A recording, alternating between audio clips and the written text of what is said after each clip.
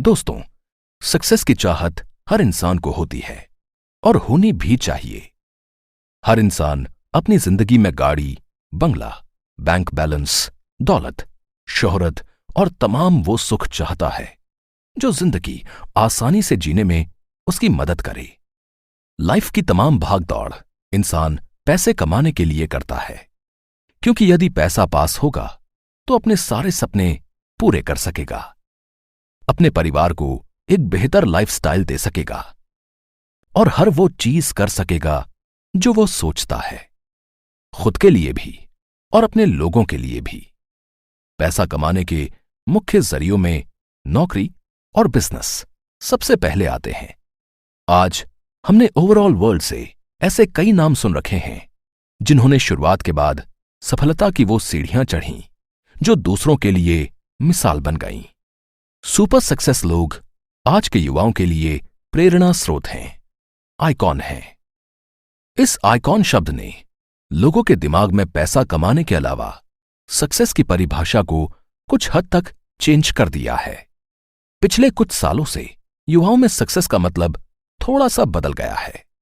वे सिर्फ रुपया कमाना नहीं चाहते, आज वे इसके साथ नाम और शोहरत भी चाहते हैं। वे ऐसा सोचने लगे हैं कि बिजनेस में सक्सेस का मतलब सिर्फ बेशुमार दौलत नहीं है, बल्कि वे कुछ ऐसा कर गुजरना चाहते हैं ताकि लोग जब उनकी तरफ देखें तो उनकी सक्सेस स्टोरी उनकी पहचान बने। इसी के चलते आजकल हर युवा कुछ डिफरेंट करना चाहता है और युवाओं की इसी सोच ने आजकल स्टार्टअप का कल्चर डेवलप कर दिया है। इस बदलाव में यकीनन शिक्षा का सबसे अहम योगदान है। आजकल हम आए दिन न्यूज़पेपर या अन्य इंफॉर्मेशन रिसोर्सेस के जरिए ये सुनते हैं कि देश विदेश के बड़े संस्थानों से डिग्री प्राप्त करने के बाद बड़े पैकेज की नौकरी ठुकराकर युवाओं ने अपना बिजनेस शुरू किया और समय के साथ साथ वे इसमें सक्सेस भी हुए। ये सक्सेस उस मेंटालिटी की देन है जिसमें आज का युवा ये सोचता है कि सिर्फ पैसा सफलता का मानक नहीं है, बल्कि अपने नाम को बड़ा करना और दुनिया के सामने एक एग्जाम्पल सेट करना सक्सेस का सही मतलब है। ऐसे लोग खुद के साथ साथ अपने आसपास के लोगों को भी फायदा पहुंचाते हैं। उदाहरण के तौर पर, जब कोई युवा स्टार्टअप करता है या बिजनेस करने की सोचता है तो बेसिक रूप से कई लोगों के लिए रोजगार के अवसर पैदा करता है। एक नए स्टार्टअप से बहुत सारे कस्टमर जुड़ते हैं, बहुत सारे सप्लायर जुड़ते हैं, साथ ही साथ बहुत सारे एम्प्लॉइज जुड़ते हैं और इस तरह शुरू होती है सक्सेस की एक नई कहानी जो समय के साथ साथ अपने गोल तक पहुंचती है। लेकिन जरा रुकिए, स्टार्टअप या अपना बिजनेस खड़ा कर लेना कह देने जितना आसान नहीं है। इस तरह की ज्यादातर कोशिशें अपने अंजाम तक नहीं पहुंचती हैं। बिजनेस के अनसक्सेस होने के कारणों पर हम आने वाले एपिसोड्स में बात करेंगे। ज्यादातर शुरुआत में दिमाग, समय, पैसा और कई तरह की काबिलियत और स्किल के बाद भी डिजायर आउटपुट अचीव कर लेना बेहद मुश्किल है और गारंटीड कुछ भी नहीं।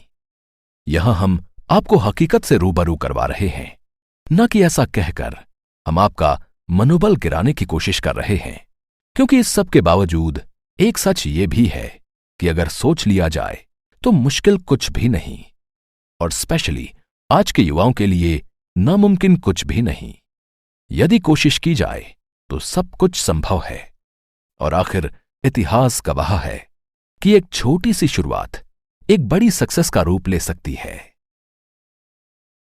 दुनिया में ऐसे कई उदाहरण मौजूद हैं जिन्होंने बहुत छोटे रूप में शुरुआत की और आज वर्ल्ड की टॉप कंपनी, टॉप ब्रांड बनकर खुद को साबित कर चुके हैं। महज सैकड़ों हजारों रुपए से की गई एक छोटी सी शुरुआत आज अरबों खरबों की कंपनी में तब्दील हो गई है।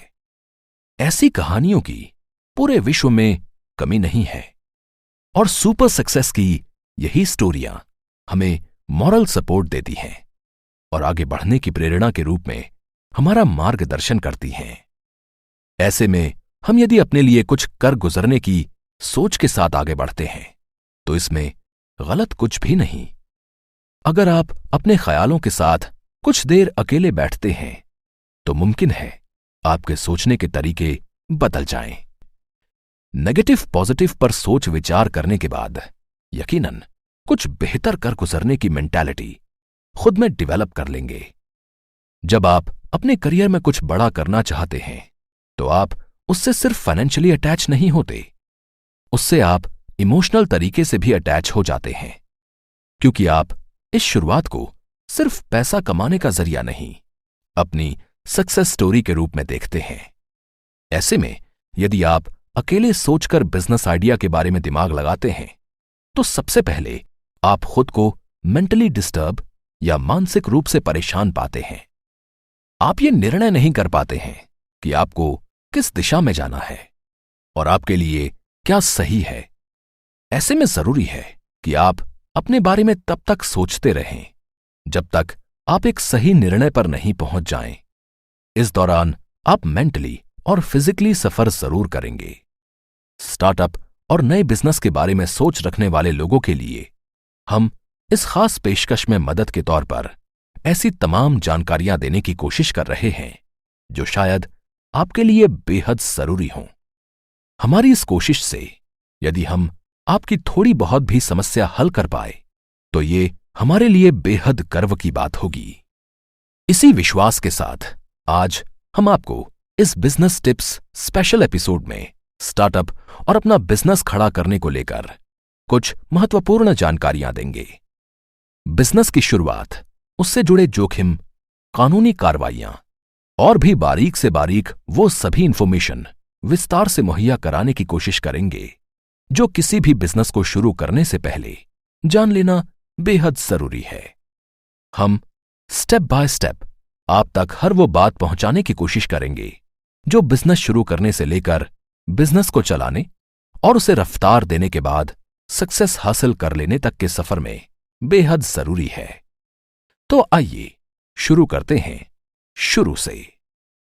अपना बिजनेस शुरू करने से पहले आपको अपने दिमाग में कुछ बेसिक कॉन्सेप्ट फिट करने होंगे जो शायद फिलहाल आपने नहीं सोचे हैं, या आपकी सोच शायद हमारी बताई गई सोच से ठीक उलट भी हो।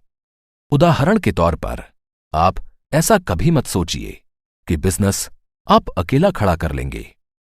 यकीनन शुरुआती इनिशिएटिव से लेकर आखिरी सक्सेस तक सब कुछ आपके नाम रहेगा, लेकिन इस बीच आपको बहुत सारे लोगों की मदद लगेगी और वो मदद लेने में आपको किसी तरह की झिझक या शर्म महसूस नहीं होनी चाहिए। वो कहते हैं ना, अकेला चना भाड़ नहीं फोड़ सकता।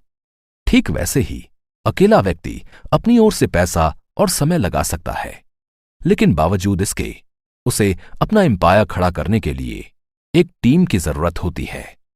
टीम के बिना आपका बिजनेस आइडिया और आपका ढेर सारा इन्वेस्टमेंट कुछ भी नहीं है। आप सारे कंट्रोल अपने हाथ पर रख सकते हैं, लेकिन कंट्रोल करने के लिए आपको रिसोर्स और लोग तो चाहिए। ऐसे में यह बात साफ जाहिर है कि आप अकेले अपने दम पर शुरुआत कर सकते हैं, लेकिन अंजाम तक पहुंचने के लिए आपको कई तरह के संसाधनों यानी रिसोर्सेज और लोगों की जरूरत पड़ेगी। एक और बेसिक कॉन्सेप्ट है कि आप दूसरों की बात को सुनने की आदत डालें। यह जरूरी नहीं कि आपने जो माइंडसेट में फिक्स कर रखा है वो हर बार सही हो। बिजनेस की सक्सेस में रायशुमारी बेहद जरूरी है। आपको अपने से पहले बिजनेस में सफल और असफल लोगों की बातों पर गौर करना होगा। साथ ही यदि आप एक टीम के साथ काम कर रहे हैं तो आपको उस टीम के हर सदस्य की एडवाइस को ध्यान से सुनते हुए उसमें से अपने लिए बेस्ट चीज चूज करनी होगी। कई बार नया स्टार्टअप करने वाले लोग ज्यादा लोगों की बात न सुनते हुए अपने किए गए फैसलों पर यकीन करते हैं। कुछ हद तक सही भी है, क्योंकि ज्यादातर डिसीजन हमें खुद ही अपने विवेक शक्ति से लेने होते हैं, लेकिन फिर भी एडवाइस हमेशा जिंदगी की हर फील्ड में काम आती है और बिजनेस के मामले में तो ये बहुत इंपॉर्टेंट हो जाती है। ऐसे में इस बात का हमेशा ध्यान रखें कि ये बिल्कुल जरूरी नहीं है कि आप हर बार सही हों। बेशक आपको ये बातें साइकोलॉजी के किसी लेक्चर की तरह लग रही होंगी, लेकिन यकीन मानिए हम आपको ये शुरुआती बातें सिर्फ इसलिए बता रहे हैं ताकि आप मेंटली प्रिपेयर हो जाएं और ये सोचने के लिए कि आपको करना क्या है, किस दिशा में बढ़ना है और किस तरह से बढ़ना है। किसी भी बिजनेस आइडिया पर काम करने से पहले सबसे पहले आपको खुद को तैयार करना होगा। इसके बाद आपको रिसोर्स मैनेजमेंट के साथ प्लानिंग, इंप्लीमेंटेशन, चेकिंग, करेक्शन और री इंप्लीमेंटेशन के जरिए खुद के सपनों को साकार होते देखना है। इस एपिसोड में हमने ये कोशिश की है कि हम आपको ये बता सकें कि स्टार्टअप या नए बिजनेस की शुरुआत के लिए खुद को प्रिपेयर कैसे करें। अगले एपिसोड में हम आपको business planning, implementation, checking, correction और री इंप्लीमेंटेशन के बारे में विस्तार से बताएंगे। हमें उम्मीद है आपको हमारा ये एपिसोड बेहद पसंद आया होगा।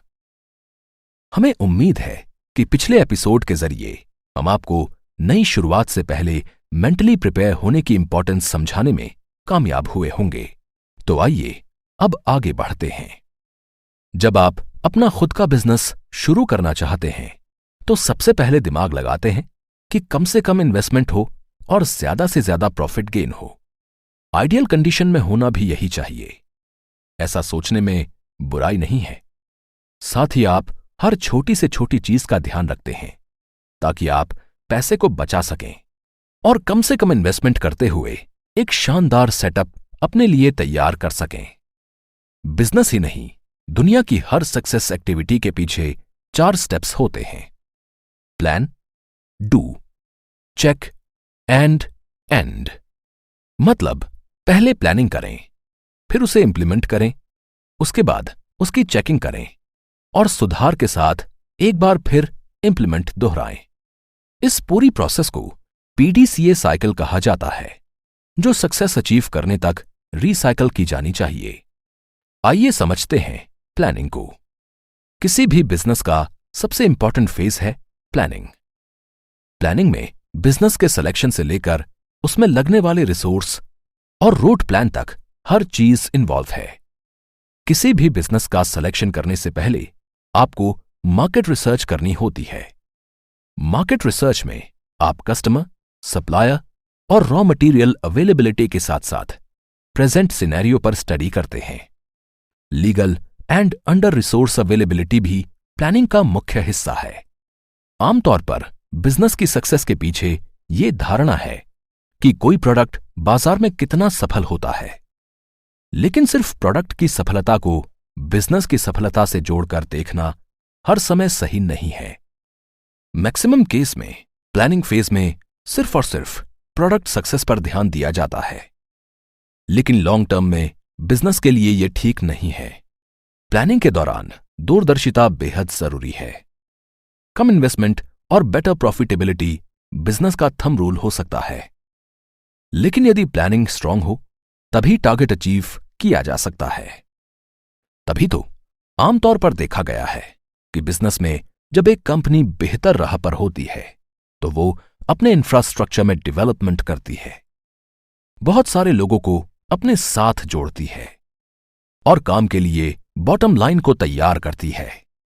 ये इस बात का सूचक है कि वो अपनी प्लानिंग फेज में अभी तक सक्सेस रही है और अब बिजनेस एक्सपेंशन के लिए प्लान कर रही है। बिजनेस में सक्सेस का अंदाजा लगाना बेहद मुश्किल है, फिर भी प्लानिंग फेज में एनालिसिस और पास्ट डेटा के बेस पर हम होने वाले नुकसान और अनसक्सेस के चांसेस को कम या जीरो कर सकते हैं, क्योंकि करोड़ों रुपए लगाकर अनलिमिटेड सक्सेस अचीव करने की बजाय जब असफलता हाथ लगती है तो ये जिंदगी में बेहद मुश्किल हालात पैदा कर सकती है। ऐसे ज्यादातर मामलों में प्लानिंग का फेल हो जाना एक मुख्य कारण रहता है। इसलिए पहली प्रायोरिटी के रूप में फुल प्रूफ प्लानिंग पर जोर देना समझदारी होगी। जब आप मार्केट रिसर्च और एक स्ट्रॉन्ग डेटाबेस एनालिसिस के रिजल्ट के बाद अपने लिए बिजनेस का सिलेक्शन कर लेते हैं, इसके बाद आपका पहला काम प्लानिंग होता है। जब प्लानिंग करने बैठते हैं तो आपको मुख्य रूप से 6 चीजों पर ध्यान देना होता है। Main man, money, machine, material, method और एनवायरनमेंट। इतने भारी भरकम शब्दों से डरिए नहीं। यहां किसी मल्टीनेशनल कंपनी इंस्टॉलेशन का जिक्र नहीं हो रहा है। दरअसल man, money, machine, material, method और एनवायरनमेंट वो फैक्टर हैं जो पशुपालन, खेती, किराने की दुकान, यहां तक कि चाट पकौड़ी के ठेले से लेकर एक मल्टीनेशनल ऑटोमोबाइल कंपनी तक चलाने में कंपलसरी रूप से इन्वॉल्व हैं। आइए अब जरा आसान तरीके से समझते हैं। मैन, नाम से ही क्लियर है कि यहां बात हो रही है उन लोगों या टीम की जो छोटे से छोटे बिजनेस को शुरू करने और चलाने के लिए पहली जरूरत है। टीम के बिना आप किसी भी तरह की शुरुआत और उसके रिजल्ट की कल्पना नहीं कर सकते। प्लानिंग फेज में इस बारे में सोचना बेहद जरूरी है कि आप अपने बिजनेस को सुचारू रूप से चलाने के लिए मैन पावर पर कितना इन्वेस्ट करेंगे और उसका आउटपुट क्या प्राप्त होगा। मशीन। अब बात करते हैं मशीन की। यहां मशीन से मतलब कारखानों में लगाई जाने वाली बड़ी बड़ी विशालकाय और महंगी मशीनरी से नहीं है, बल्कि आपके बिजनेस में उपयोग होने वाले कंप्यूटर, होटल में रखा फ्रिज, खेती में उपयोग होने वाले उपकरण या पशुपालन में यूज किए जाने वाले औजार और आपके बिजनेस संबंधी हर उपकरण आपके लिए मशीन है। मसलन हेयर सैलून पर काम करने के दौरान उपयोग किए जाने वाले औजार भी उस पर्टिकुलर बिजनेस के लिए मशीन है। प्लानिंग के दौरान मशीनरी कॉस्ट पर बात की जानी बेहद जरूरी है। मटीरियल। अब बारी आती है मटीरियल की। हम प्रोडक्शन इंडस्ट्रीज के लिए बेहद जरूरी है कि यदि आप किसी प्रोडक्ट को बना रहे हैं तो उसमें उपयोग होने वाले रॉ मटेरियल की क्वालिटी और कॉस्ट आप मेंटेन करके चलें ताकि वो प्रोडक्ट सक्सेस हो। रॉ मटेरियल की अवेलेबिलिटी आपकी सर्विस को अफेक्ट करती है, इसलिए प्रोडक्शन के लिए हमेशा रॉ मटेरियल उपलब्ध हो, इस बात पर मंथन किया जाना प्लानिंग का अहम हिस्सा है।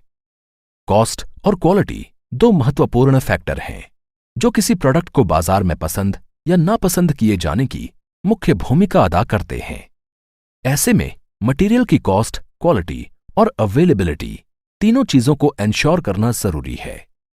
एक होटल बिजनेसमैन के लिए रॉ मटेरियल के रूप में उपयोग होने वाली खाने पीने की चीजों की उपलब्धता, क्वालिटी और कॉस्ट इंपॉर्टेंट है। वहीं ऑटो पार्ट्स बना रही एक बड़ी कंपनी के लिए उसमें उपयोग होने वाले रॉ मटेरियल के रूप में स्टेनलेस स्टील की शीटों की अवेलेबिलिटी, क्वालिटी और कॉस्ट महत्वपूर्ण है। मेथड। प्लानिंग फेज में सबसे ज्यादा जिस चीज पर मंथन किया जाता है और जो सबसे ज्यादा मुश्किल भी है वो है मेथड का चुनाव करना। आप अपने प्रोडक्ट को बनाने के लिए किस प्रोसेस या मेथड का चुनाव करते हैं, इस बात पर आपके प्रोडक्ट की क्वालिटी, क्वांटिटी, लाइफ और फ्यूचर डिपेंड करता है। साथ ही मेथड प्रोडक्ट कॉस्ट और प्रोडक्ट प्राइस को भी अफेक्ट करती है। उदाहरण के तौर पर यदि आप एक सोडा शॉप को लेकर देखें तो आप पाते हैं कि वहां एक व्यक्ति अपने हाथों से 2 ग्लास की मदद लेकर आपके लिए सोडा तैयार कर रहा होता है। ये एक मैनुअल मेथड का उदाहरण है जिसमें मशीन कॉस्ट कम लग रही है, लेकिन समय ज्यादा लगने से प्रोडक्ट क्वांटिटी कम हासिल हो रही है। कस्टमर के लिए इस तरह का सोडा सस्ता हो सकता है, लेकिन 2 ग्लासों के बीच से जब सोडा नीचे गिरता है तो प्रोडक्ट की क्वांटिटी कस्टमर तक कम पहुंचती है। साथ ही प्रोडक्ट कॉस्ट बैलेंस बिगड़ने का भी खतरा है। सबसे बड़ी बात, इस प्रोसेस में प्रोडक्ट क्वालिटी और टाइम मैनेजमेंट दोनों गड़बड़ होने के चांस ज्यादा हैं। वहीं यदि आप एक दूसरी सोडा शॉप पर जाते हैं जहां एक छोटी सी मशीन लगी है जिसमें मोटर फिट कर आपके लिए सोडा तैयार किया जाता है, तो वहां आप देखेंगे कि आपका समय, प्रोडक्ट क्वालिटी और क्वांटिटी तीनों मैनुअल से बेहतर हैं। लेकिन यहां हो सकता है कि आपको सोडा पीने के लिए ज्यादा पैसे चुकाने हों, क्योंकि मशीन कॉस्ट प्रोडक्ट के साथ ऐड होगी। कहने का मतलब यह है कि आप अपने प्रोडक्ट के लिए किस तरह का मेथड चुनें, इस पर मंथन किया जाना बेहद जरूरी है। ये बारीकी का काम है और इसके लिए एक्सपर्ट लोगों की जरूरत होती है। ऊपर हमने मनी और एनवायरनमेंट के बारे में भी देखा है। वैसे सारा खेल मनी पर डिपेंड है, इसलिए शायद उसे समझाने की ज्यादा जरूरत नहीं है। वहीं बात अगर एनवायरनमेंट की करें तो कुछ बिजनेस शुरू करने से पहले हमें हमारे आसपास के इंफ्रास्ट्रक्चर के अलावा वहां के एनवायरनमेंट पर ध्यान देना बेहद जरूरी होता है। एक छोटा सा उदाहरण है, यदि आप किसी बर्फीले इलाके में बर्फ का बिजनेस करने की सोच रहे हैं तो शायद आप उस पर दोबारा सोचेंगे। वहीं यदि आप किसी गर्म इलाके में कोल्ड ड्रिंक का प्लांट लगाना चाहते हैं तो शायद आपके लिए ज्यादा फायदेमंद हो। इसके अलावा भी एनवायरनमेंट अलग अलग तरह के बिजनेस को अफेक्ट करता है। ज्यादातर केमिकल इंडस्ट्रीज में एनवायरनमेंट को लेकर बहुत ज्यादा एनालिसिस किया जाता है, क्योंकि एनवायरनमेंट का केमिकल प्रोडक्ट पर और केमिकल प्रोडक्ट का एनवायरनमेंट पर सीधा सीधा असर होता है। कुछ खास तरह के प्रोडक्ट को लेकर सरकार ने एनवायरनमेंटल पॉलिसी भी डिजाइन की है। ऐसे में अगर आप अपनी प्लानिंग के दौरान अपने आसपास के वातावरण को ध्यान में रखकर प्रोडक्ट का चुनाव और आगे की रूपरेखा तैयार करें तो शायद आप एक बेहतर प्लानिंग कर सकेंगे। हमें उम्मीद है कि अब आप बिजनेस शुरू करने के शुरुआती चरण के बारे में अच्छे से समझ चुके होंगे। प्लानिंग फेज के बारे में हमने आपको विस्तार से बताया। अगले एपिसोड में हम प्लानिंग की हकीकत के धरातल पर उतरने की प्रोसेस यानी इंप्लीमेंटेशन, चेकिंग और री इंप्लीमेंटेशन के बारे में जानेंगे। हमने बिजनेस प्लानिंग को गहराई से समझने की कोशिश की। इस एपिसोड में हम प्लानिंग के इंप्लीमेंटेशन, चेकिंग और री इंप्लीमेंटेशन के बारे में जानेंगे। साथ ही हम अपने प्रयासों से प्राप्त आउटपुट का एनालिसिस भी करेंगे। इस एपिसोड के दौरान हम आपको यह बताने का प्रयास भी करेंगे कि आखिर स्टार्टअप की जरूरत क्यों है और यह कॉन्सेप्ट कैसे डिवेलप हुआ। तो शुरू करते हैं प्लानिंग के इंप्लीमेंटेशन से।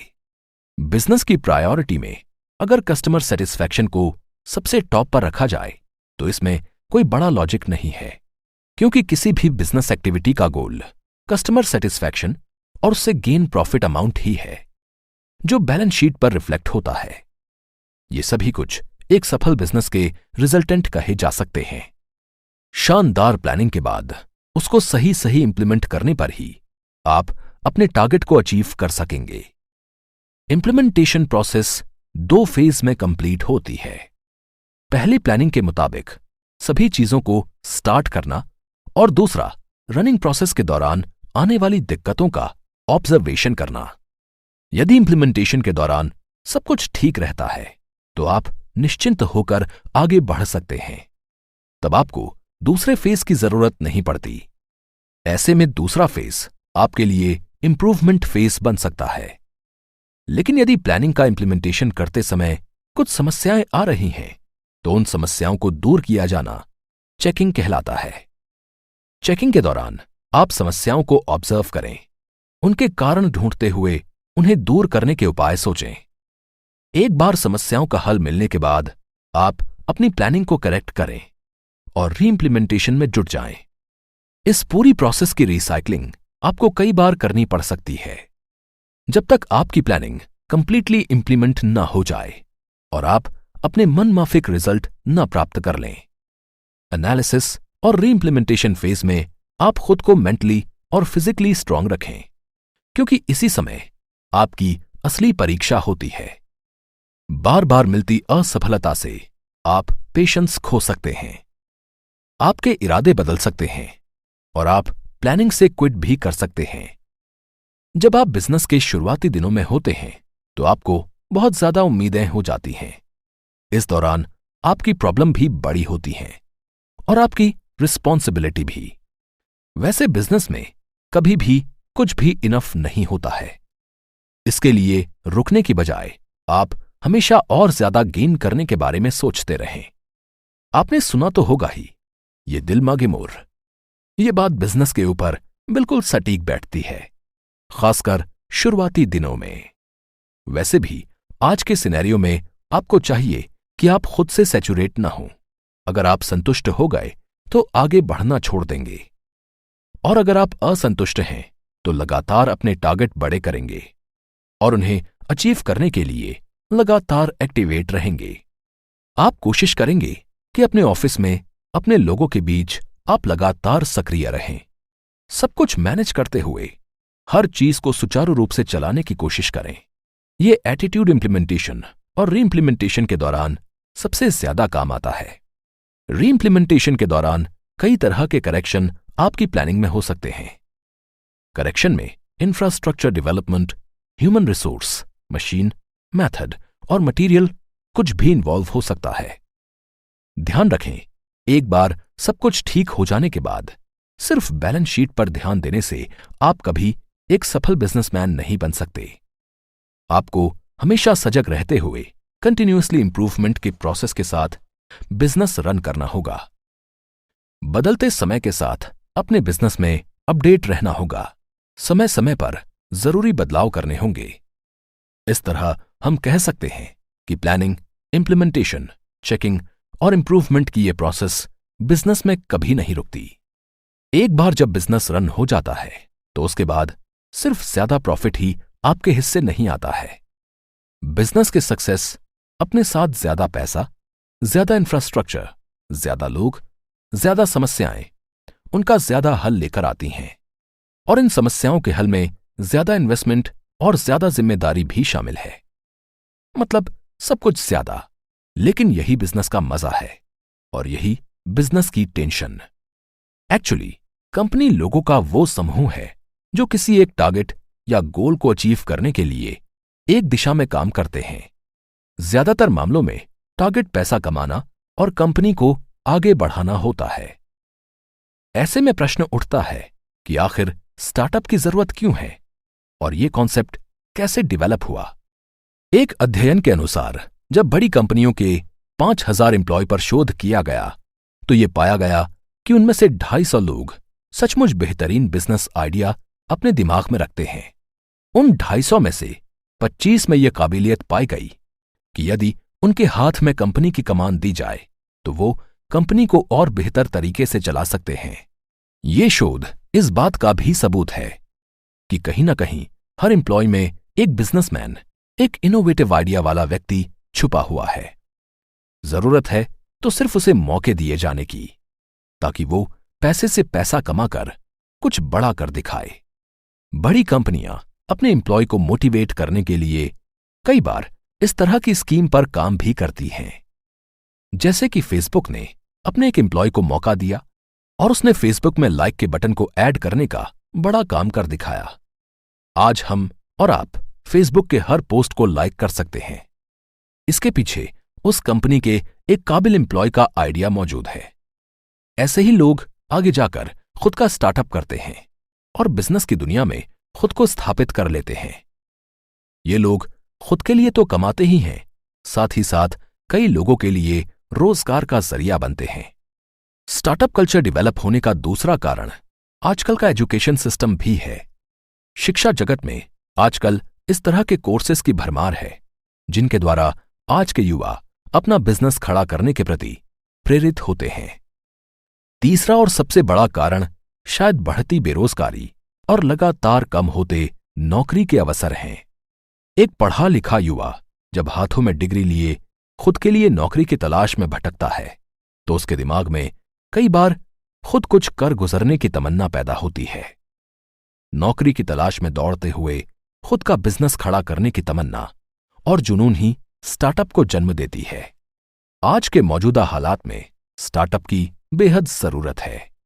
स्टार्टअप या नया बिजनेस अपने सपने को पूरा करने का जरिया तो है ही, साथ ही साथ ये अनएम्प्लॉयमेंट की समस्या का सबसे बड़ा हल भी है। तो फिलहाल इस एपिसोड में इतना ही। हमें यकीन है कि अब आप अपने बिजनेस आइडिया को इंप्लीमेंट करने के बारे में पूरी जानकारी हासिल कर चुके हैं।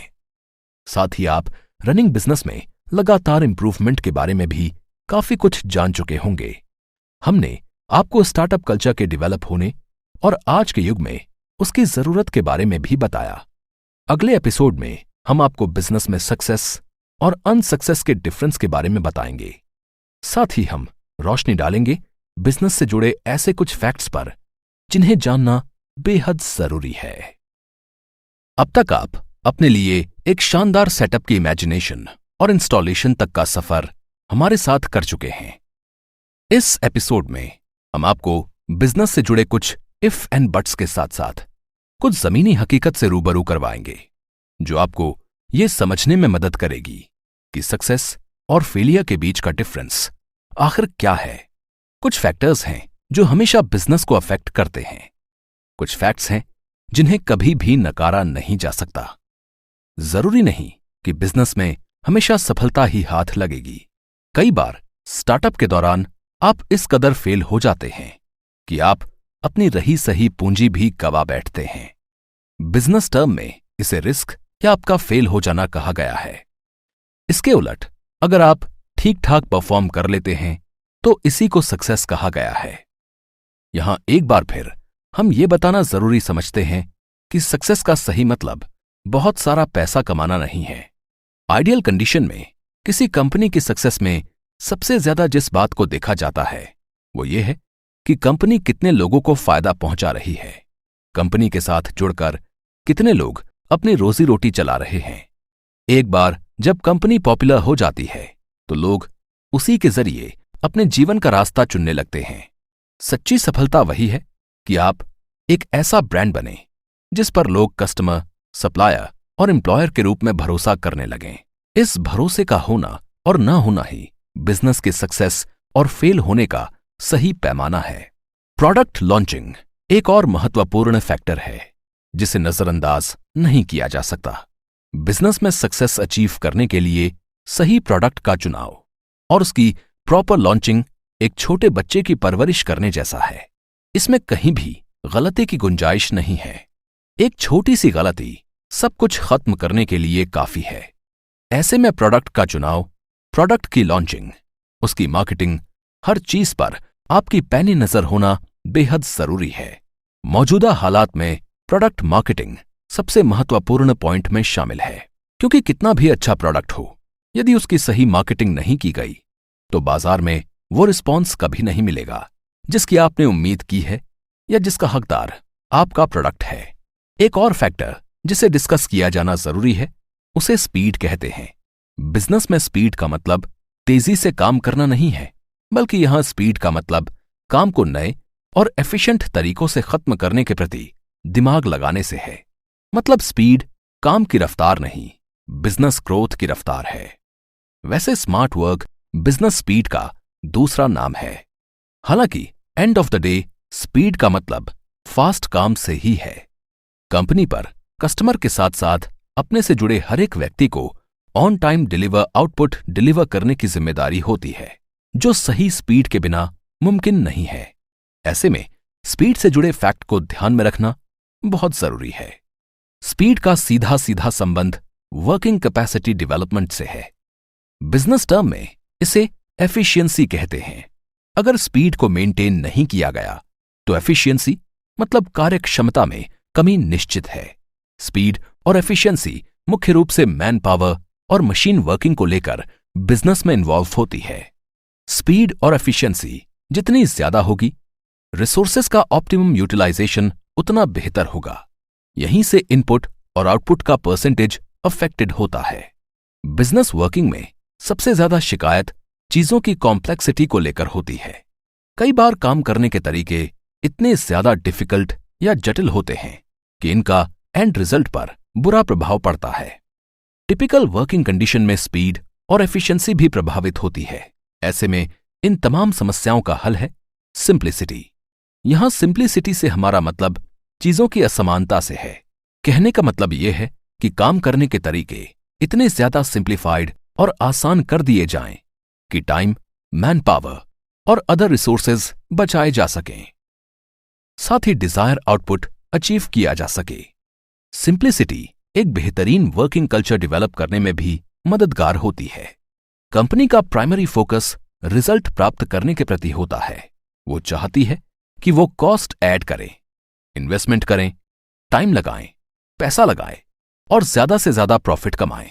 लेकिन इस पूरी प्रक्रिया को सिंप्लीफाई करना बेहद जरूरी है। सिंप्लिसिटी किसी कंपनी की बनावट, उसके रूल्स रेगुलेशन, उसके प्रोसेस और समस्याओं को हल करने के तरीके में होनी चाहिए, खासकर जब ऑर्गेनाइजेशन काफी बड़ी हो।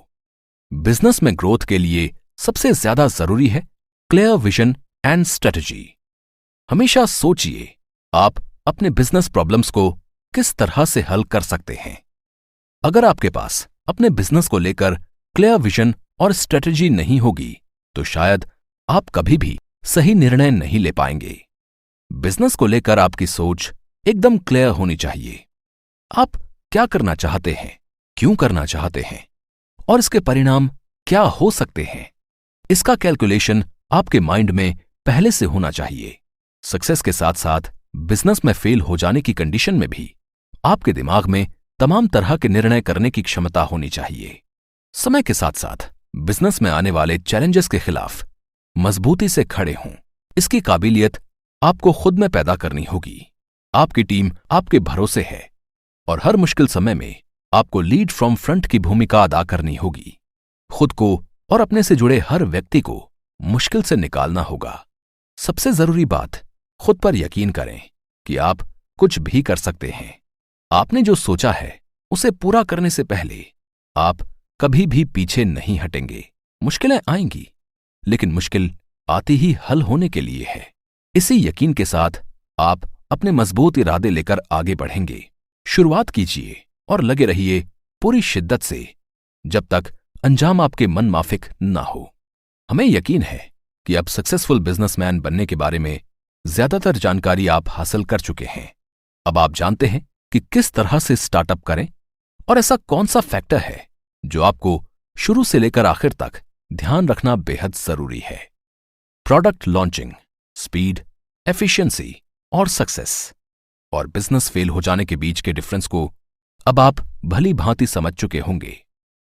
आने वाले एपिसोड में हम आपको कुछ और महत्वपूर्ण जानकारियां देंगे जो बिजनेस के लिए जरूरी हैं। साथ ही बिजनेस की कुछ ऐसी टर्म्स के बारे में भी डिस्कशन करेंगे जो आपको जान लेना बेहद जरूरी। अब तक हमने आपको बिजनेस की कई टर्म्स से रूबरू कराया है। इनमें ज्यादातर चीजें टेक्निकल रही हैं, लेकिन इस एपिसोड में हम आपको कुछ ह्यूमन बिहेवियर टर्म्स के बारे में बताएंगे जो बिजनेस में एक बड़े फैक्टर के रूप में सामने आती हैं। जी हां, अभी तक आपने पिछले एपिसोड्स में जो कुछ भी सुना या समझा वो हार्डकोर टेक्निकल बिजनेस टर्म्स थे, लेकिन यह भी सच है कि बिजनेस की सक्सेस में ह्यूमन बिहेवियर का भी उतना ही योगदान है जितना कि आपके किए हुए इन्वेस्टमेंट का। कहा जाता है कि आजकल दुनिया में 80% बिजनेस रिलेशनशिप बेस्ड है।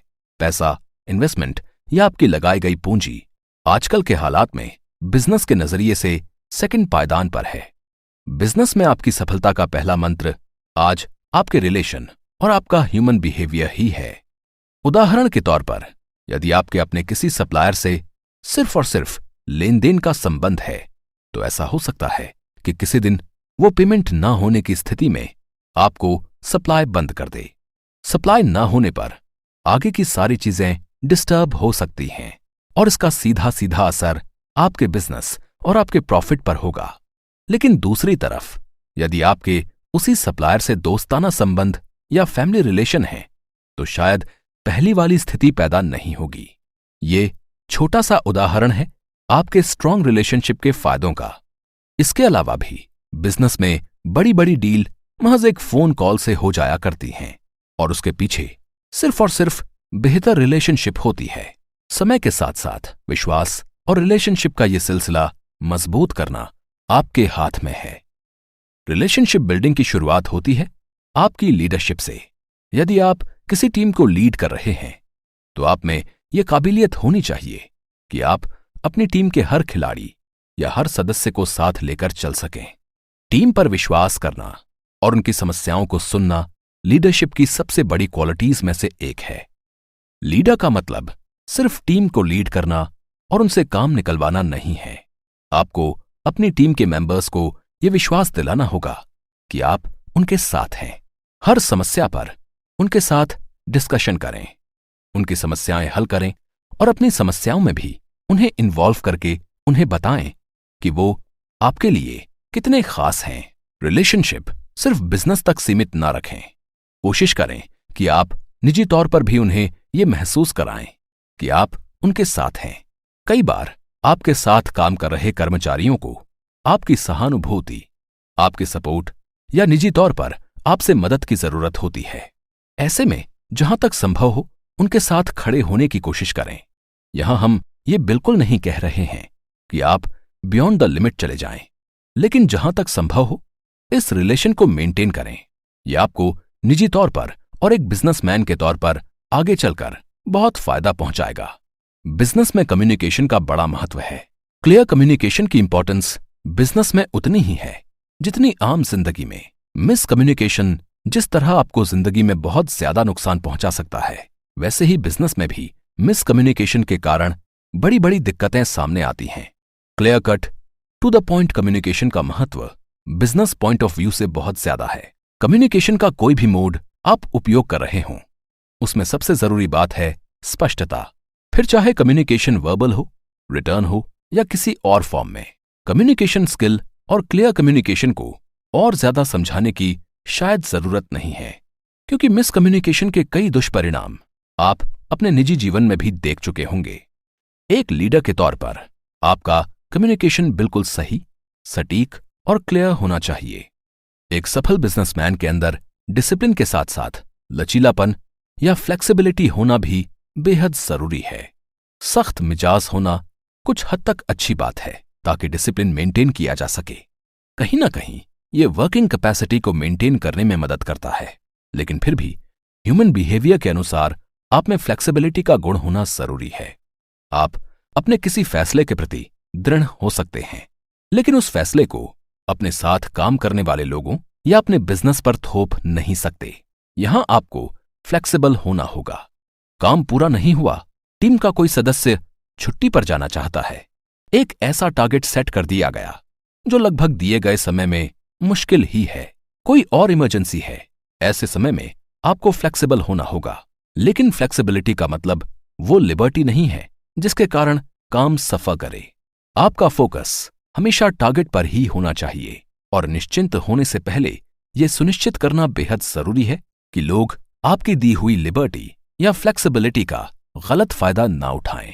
एक बिजनेसमैन को हमेशा जुनूनी होना चाहिए, टारगेट को अचीव करने का पैशन, आगे बढ़ने का पैशन, कंपनी को ऊंचाइयों तक पहुंचाने का पैशन, सक्सेस हो जाने का पैशन।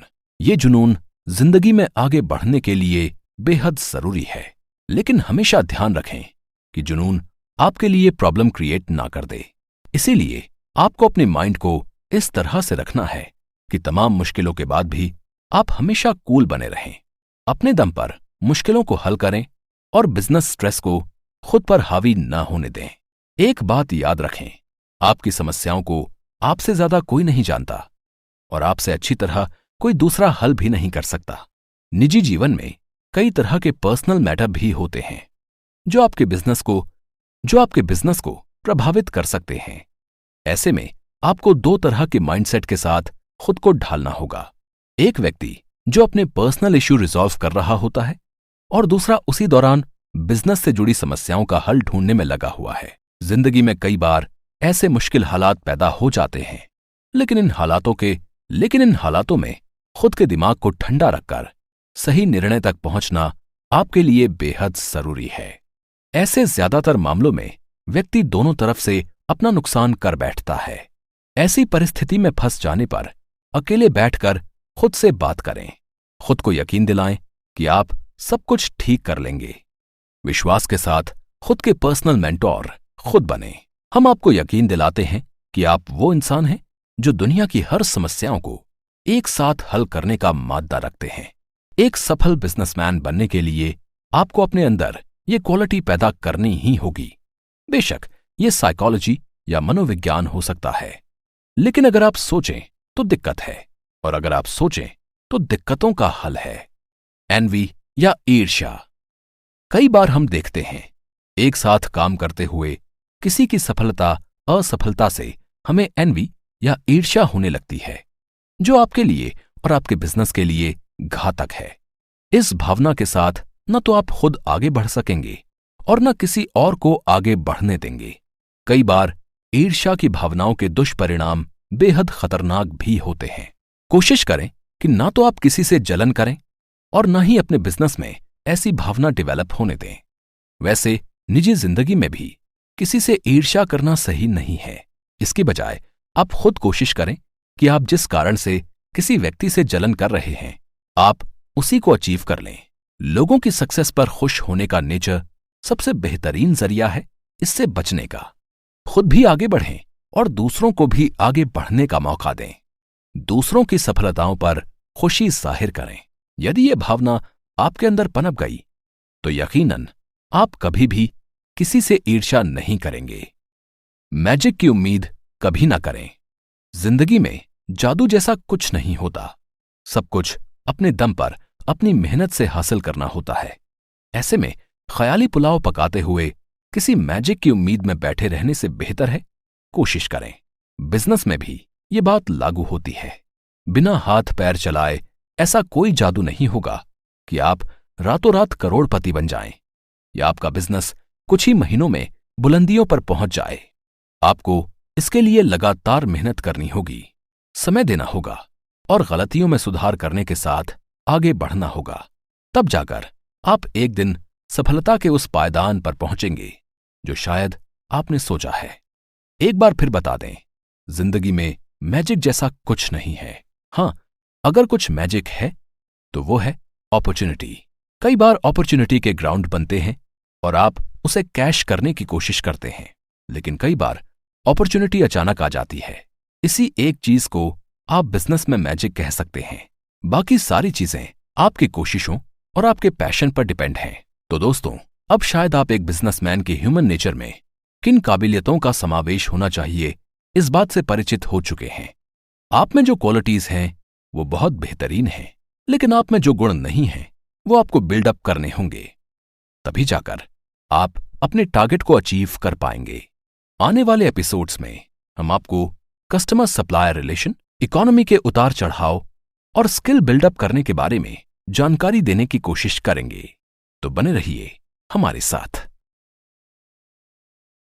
स्टार्टअप या नया बिजनेस शुरू करने की जानकारी के सिलसिले में हम अब तक आपको एक लीडर के बिहेवियर और ह्यूमन नेचर की अहमियत के बारे में बता चुके हैं। साथ ही हमने आपको बताया कि आपके स्वभाव में क्या चेंज जरूरी है जो बिजनेस की सक्सेस के लिए रिक्वायर्ड है। इस एपिसोड में हम उन चीजों पर डिस्कस करेंगे जो आपको अपने पूर्वानुमान, अटेंशन और लॉजिक से जज करना होगा। बिजनेस में कुछ हिडन चीजें हैं जिनका आपको अंदाजा लगाना होगा, सेंस करना होगा। आपको अपने लॉजिक या पास्ट एक्सपीरियंस से विपरीत परिस्थितियों को अपने अनुकूल बनाना होगा। इस एपिसोड की शुरुआत में हमने बात की है हिडन चीजों के बारे में जो आपको प्रत्यक्ष दिखाई नहीं देंगी, जैसे इकोनॉमिक उतार चढ़ाव। ये एक सबसे बड़ा फैक्टर है और इसे कभी नकारा नहीं जा सकता। बिजनेस में बड़े इन्वेस्टमेंट के बाद जब आप सक्सेस होने लगते हैं तो समय के साथ आप बाजार के उतार चढ़ाव और इकोनॉमिक कंडीशन के अधीन हो जाते हैं। यहां बाजार से मतलब शेयर मार्केट से नहीं है। आप अब जिस किसी भी बिजनेस में हैं उसी बाजार के अनुसार बिहेवियर करने लगते हैं जो आपके बिजनेस के लिए जरूरी भी है। ऐसे में कई बार ऐसे दौर भी आते हैं जब एक पर्टिकुलर बाजार की या किसी देश की या पूरे विश्व की इकोनॉमी में अप एंड डाउन्स आते हैं। इकोनॉमिकल अनबैलेंसिंग बेहद सुनी सुनाई बात है। उसका सीधा सीधा मतलब है कि अब तक जो सब कुछ ठीक चल रहा था अब उसमें परेशानियां आने वाली हैं। दरअसल बिजनेस का आधार पैसा है और पैसे पर ही पूरी दुनिया की इकोनॉमी टिकी हुई है। जब इकोनॉमिकल अनबैलेंसिंग होती है या बाजार में मंदी आती है तो उसका सीधा सीधा असर बिजनेस पर होता है। कई बार आर्थिक परिस्थितियां इस तरह गड़बड़ा जाती हैं कि पूरे देश की इकोनॉमी खतरे में आ जाती है। ऐसे में सबसे पहला खतरा होता है बिजनेस के खत्म हो जाने का। 2008 में विश्वव्यापी रिसेशन के दौरान अमेरिका जैसे मजबूत राष्ट्र की आर्थिक परिस्थितियां इस कदर बिगड़ गई थीं कि वहां हजारों कंपनियां दिवालिया घोषित हो गईं। हाल ही का उदाहरण लेते हैं, जब कोरोना काल के दौरान भारत सहित पूरे विश्व में इकोनॉमिक कंडीशन बेहद खराब हो गई थी। आपने खुद अपने आसपास के लोगों के छोटे छोटे धंधे और बिजनेस डूबते हुए देखे होंगे। इन लोगों में बड़ी कंपनियों से लेकर छोटे दुकानदार और हाल ही में स्टार्ट किए गए बिजनेस भी शामिल रहे। उदाहरण के तौर पर, यदि एक व्यक्ति ने पहले लॉकडाउन से कुछ महीने या कुछ सप्ताह पहले बैंक से लोन लेकर अपना कोई वेंचर शुरू किया होगा तो बेशक अगले 2 साल उसके लिए बेहद मुश्किल रहे होंगे। ऊपर से बैंक का कर्ज उसके लिए सबसे बड़ी मुसीबत बन गया होगा। ऐसे में कामयाबी का सपना देखने वाला एक नया बिजनेसमैन शायद इतने ज्यादा कर्ज में डूब गया होगा कि उसके लिए संभलना बेहद मुश्किल हो। ऐसे कई कारण हैं जिनके चलते इकोनॉमी गड़बड़ा जाती है और उसका सीधा सीधा इफेक्ट बिजनेस पर और उससे जुड़े लोगों की जिंदगी पर पड़ता है। इसी तरह का दूसरा फैक्ट है कस्टमर नेचर या कस्टमर बिहेवियर। दुनिया का हर बिजनेस कस्टमर ओरिएंटेड है। लगातार कस्टमर एडिशन करते रहना बिजनेस की बेसिक रिक्वायरमेंट है। पुराने कस्टमर को सेटिस्फाई रखना और नए कस्टमर को ऐड करते रहना सक्सेस के लिए बेहद जरूरी है। लेकिन रनिंग बिजनेस में आप कभी भी कस्टमर के बिहेवियर को पकड़ नहीं सकते। वो कब क्या रिक्वायरमेंट रखेगा, क्या कंडीशन रखेगा, टर्म एंड कंडीशन में अचानक से क्या चेंज होगा, आपको बिल्कुल पता नहीं होता। ये सब कुछ डिपेंड करता है कस्टमर पर। आपने सुना ही होगा, ग्राहक भगवान का रूप होता है। ऐसे में कस्टमर की बात और उसकी रिक्वायरमेंट आपके लिए सर्वमान्य है। कई बार सब कुछ ठीक चल रहा होता है, लेकिन अचानक कस्टमर कुछ ऐसी डिमांड करता है जिसे शायद आप पूरा ना कर सकें। कई बार ये डिमांड गलत भी हो सकती है, जिसे आपको कस्टमर को सेटिस्फाई करने के लिए पूरा करना होता है। अगर आप ऐसा नहीं करते हैं तो कस्टमर खोने का खतरा बना रहता है। ऐसी परिस्थितियों से निपटने के लिए आप समय समय पर कस्टमर सेटिस्फैक्शन को मार्क करते रहें और एक डेटाबेस तैयार करें। कस्टमर सेटिस्फैक्शन के मामले में 2 अलग अलग चीजें हैं, कस्टमर रिक्वायरमेंट और कस्टमर एक्सपेक्टेशन। रिक्वायरमेंट का मतलब कस्टमर आपसे डील करते समय जो मांग कर रहा है वो तो आपको वर्ड टू वर्ड पूरी करनी ही है। यहीं से आपका कस्टमर सेटिस्फैक्शन मजबूत होगा। लेकिन कस्टमर एक्सपेक्टेशन अलग चीज है। इसे आप कस्टमर के बिहेवियर से पकड़ने की कोशिश करें। कई बार कस्टमर आपसे कुछ सर्विस चाहता है, लेकिन वो आपसे इसकी वर्बल या रिटर्न रिक्वायरमेंट नहीं करता। ये कस्टमर की आपसे उम्मीद या एक्सपेक्टेशंस हैं। आइए इस बात को एक छोटे से उदाहरण से समझते हैं। यदि आप किसी बड़ी ऑटोमोबाइल कंपनी के सप्लायर हैं और आप एक नया ऑटो पार्ट्स डेवलप करने के बाद कंपनी को पहली बार सप्लाई कर रहे हैं, ऐसे में कंपनी आपसे उस प्रोडक्ट की पैकिंग को लेकर कुछ टर्म्स एंड कंडीशन साइन करवाती है। कंपनी ने आपसे कहा है कि आप ये पार्ट्स उन्हें वुडन बॉक्स में पैक करने के बाद सप्लाई करें। ये कंपनी की रिक्वायरमेंट है जो आपको पूरी करनी ही है। लेकिन यदि आप वुडन बॉक्स के साथ थर्मोकॉल की शीट ऐड करते हैं ताकि वुडन पार्ट्स भी डैमेज ना हो, तो यहां आप हो सकता है कस्टमर की एक्सपेक्टेशन को पकड़कर उसे भी पूरा करने की कोशिश कर रहे हैं।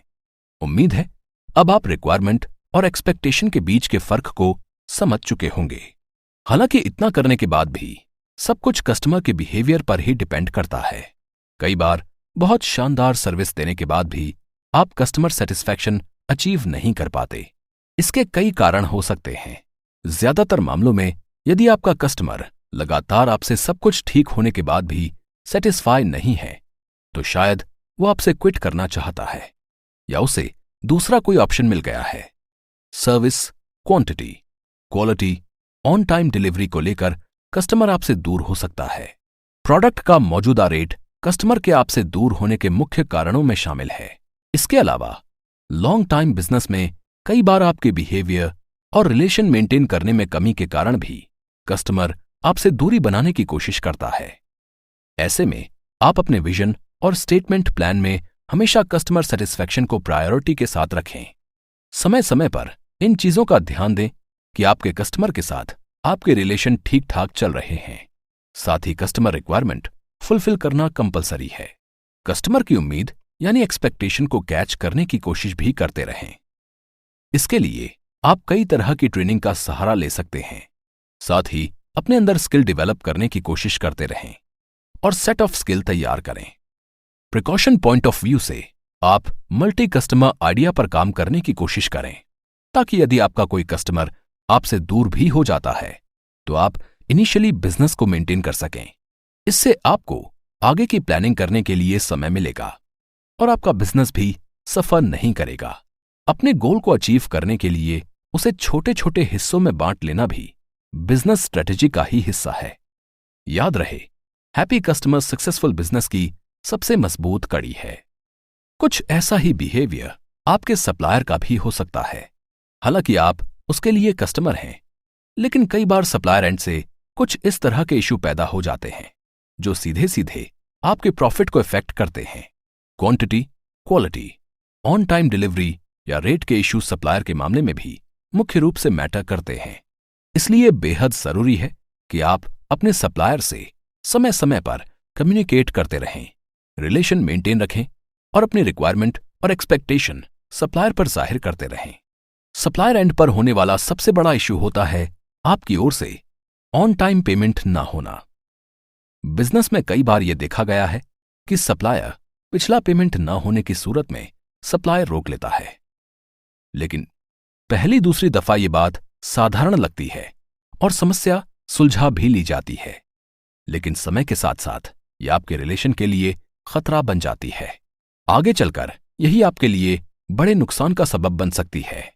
आप ध्यान रखें कि आप अपने सप्लायर से जिस तरह की उम्मीदें रखते हैं, आपका सप्लायर भी आपसे कुछ ऐसी ही उम्मीदें लगाए बैठा है। आफ्टर ऑल, यदि आप बिजनेस में हैं तो वो भी बिजनेस ही कर रहा है। सप्लायर के मामले में भी ह्यूमन नेचर या ह्यूमन बिहेवियर का मसला आता है। कई बार आप अपने एंड से बिल्कुल सही होते हैं, लेकिन सामने वाला आपको समझ नहीं पाता है। न चाहते हुए भी रिलेशन बिगड़ने लगते हैं और कस्टमर सप्लायर की हेल्दी चेन टूट जाती है। ऐसा कह सकते हैं कि कुछ चीजें आपके कंट्रोल में नहीं हैं। ऐसे में सिर्फ कोशिश ही की जा सकती है। ऐसी परिस्थितियों से निपटने के लिए आप किसी एक सप्लायर पर डिपेंड न रहते हुए मल्टी सप्लायर की पॉलिसी अपनाएं तो ज्यादा बेहतर होगा। इसका सबसे बड़ा फायदा यह है कि इन सब चीजों के बीच आपका बिजनेस सफर नहीं करेगा। यदि दूसरे एंड से सप्लाई हो रही है तो आपको चीजों को ठीक करने के लिए पर्याप्त समय मिल सकेगा, अदरवाइज आप ज्यादा मुश्किल में आ जाएंगे। इन मुश्किलों के साथ साथ एक और मुश्किल है जो हमेशा बिजनेस में लाइव रहती है, कंपटीशन। जी हां, ये वो हिडन फैक्टर है जो बिजनेस शुरू करने से पहले ही मौजूद रहता है। कंपटीशन यदि हेल्दी है तो कोई दिक्कत नहीं, लेकिन मुश्किल यही है कि आजकल हेल्दी कंपटीशन ना के बराबर है। कंपटीशन ही आपको बेहतर और बेहतर करने के लिए प्रेरित करता है। साथ ही साथ बिजनेस में कंपटीशन का फायदा एंड यूजर या कस्टमर को सबसे ज्यादा होता है। क्वांटिटी, क्वालिटी, सर्विस और कॉस्ट कंपटीशन की वजह से ही बेहतर होती है, लेकिन बिजनेस में सबसे बड़े हर्डल के रूप में भी कंपटीशन का नाम ही बदनाम है।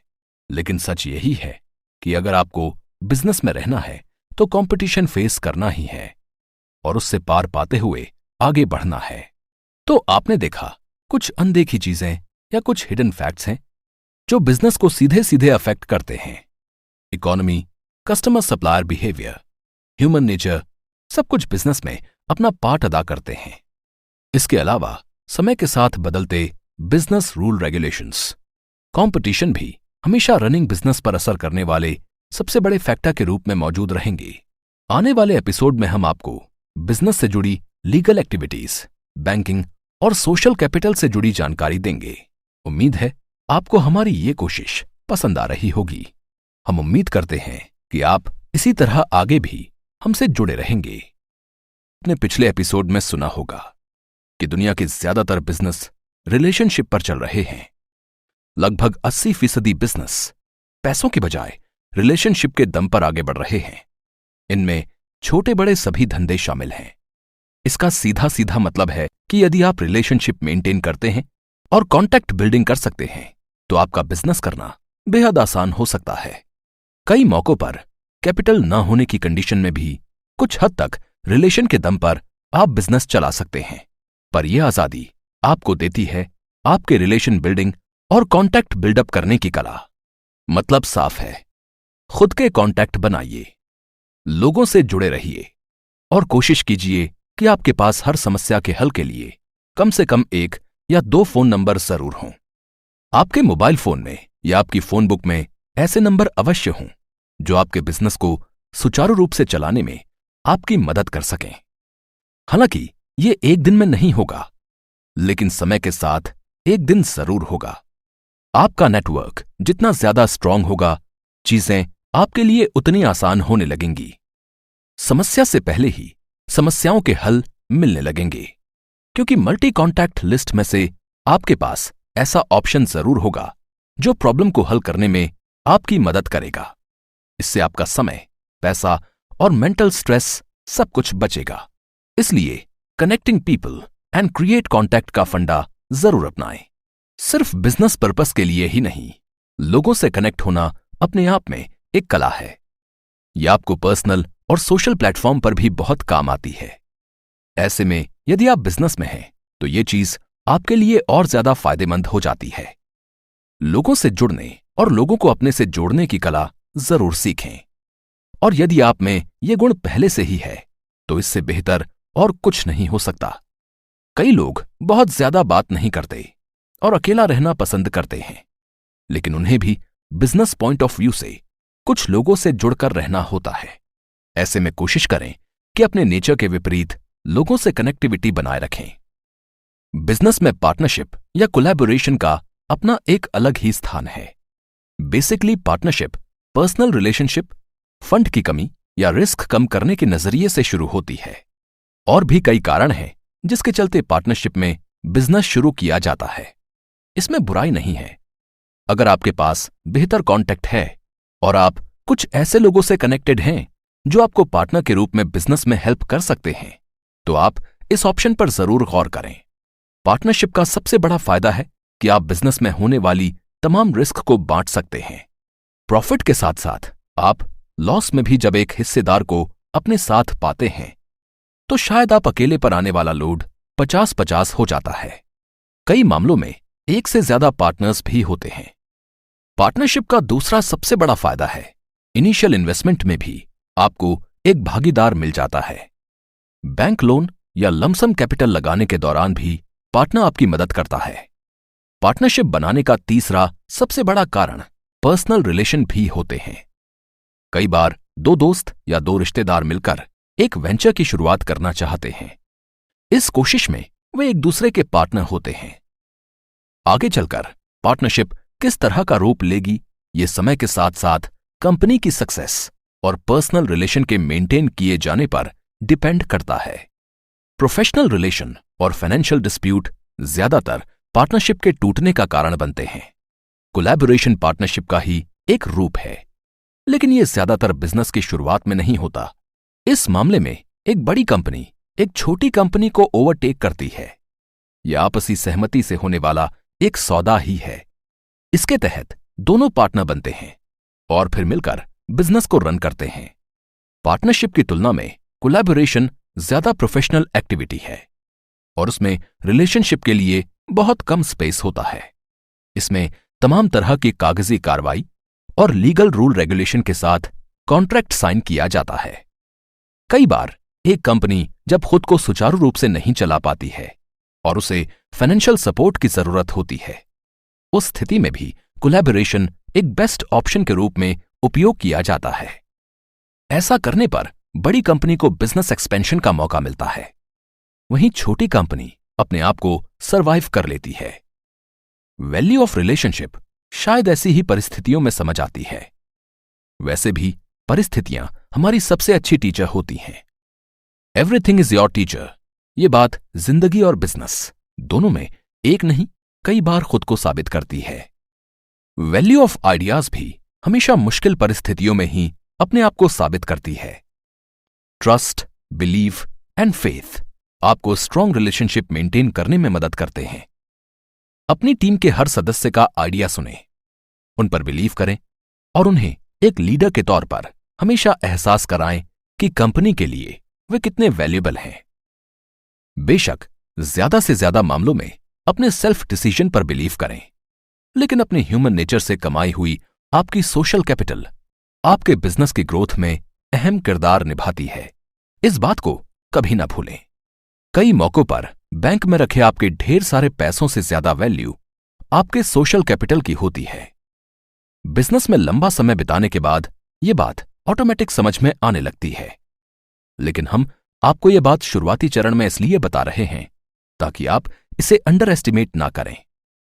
बात जब सोशल कैपिटल की हो रही है तो हम आपको बताते चलें कि ज्यादातर मामलों में सोशल कैपिटल आपके लिए किसी असेट से कम नहीं है।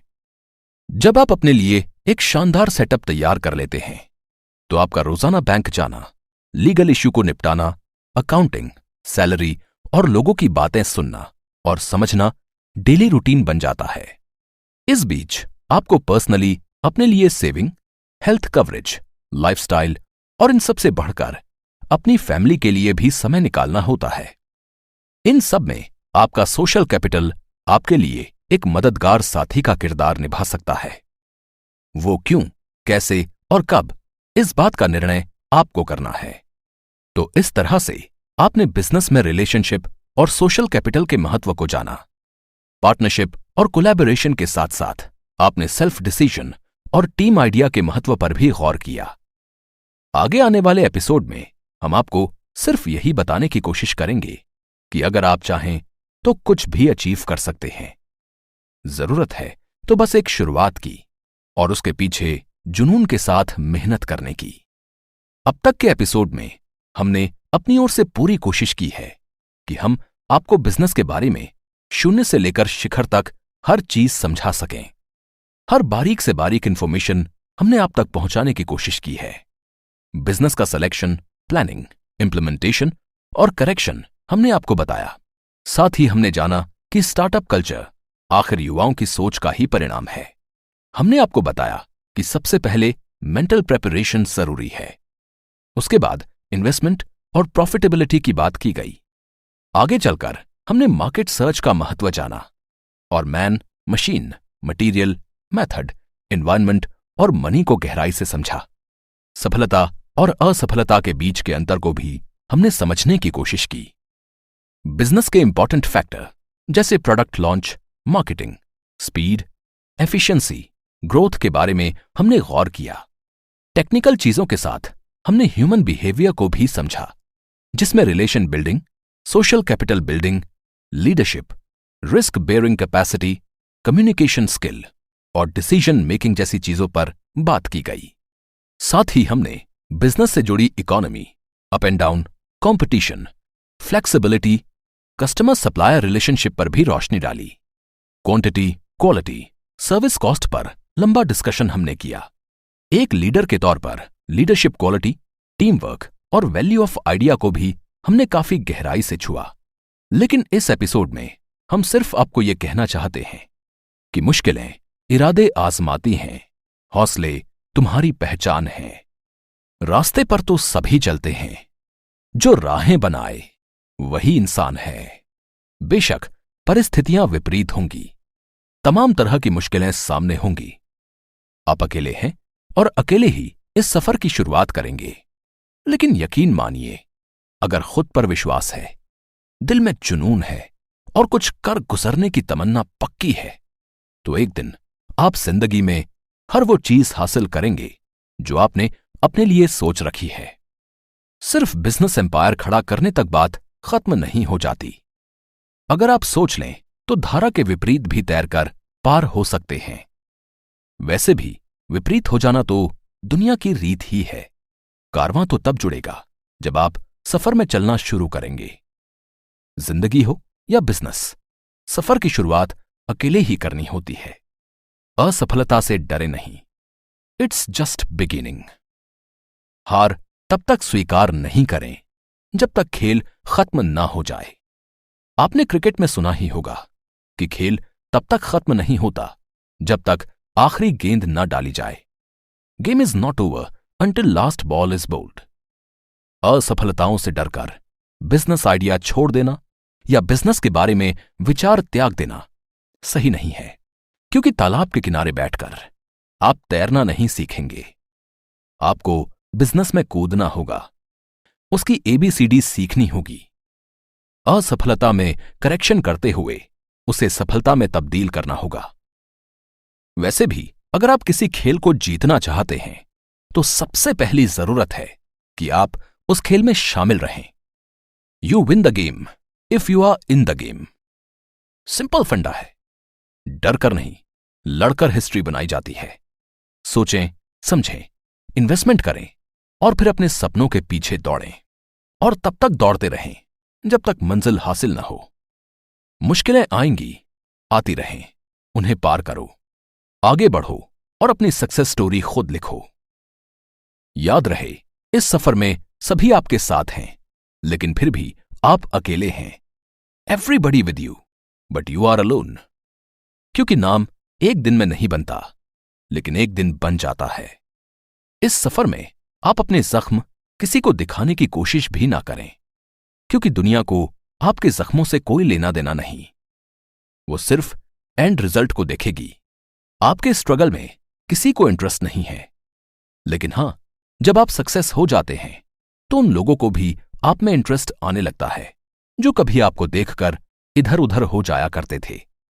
स्वामी विवेकानंद कहा करते थे, उठो, जागो और तब तक न रुको जब तक मंजिल प्राप्त न हो जाए। इसी मंत्र को अपने आगे बढ़ने का आधार बनाकर अपने लिए एक शानदार बिजनेस चुनिए। प्लानिंग कीजिए, इंप्लीमेंटेशन कीजिए, और अगर कोई गलती हो रही है तो उसे करेक्ट करिए। तब तक करते रहिए जब तक आप अपना टारगेट, गोल, लक्ष्य या मकसद हासिल ना कर लें। होने दो जो होना है, ये पौरुषहीन कथन है। हम जो चाहेंगे वही होगा, यही सत्य जीवन है। संघर्षों के साए में सच्ची आजादी पलती है। इतिहास उधर मुड़ जाता है जिस ओर जवानी चलती है। तो आगे बढ़िए। जीवन की सच्चाई सिर्फ संघर्ष है। संघर्ष कीजिए और इतिहास बनाइए, एक ऐसी हिस्ट्री जिसे आने वाले लोग पढ़ें, समझें और प्रेरणा लें। अपने लिए, अपनी आने वाली पीढ़ियों के लिए अपने सपनों के पीछे भागते रहें, क्योंकि जब सपने पूरे होंगे तब आप बन जाएंगे आइकन।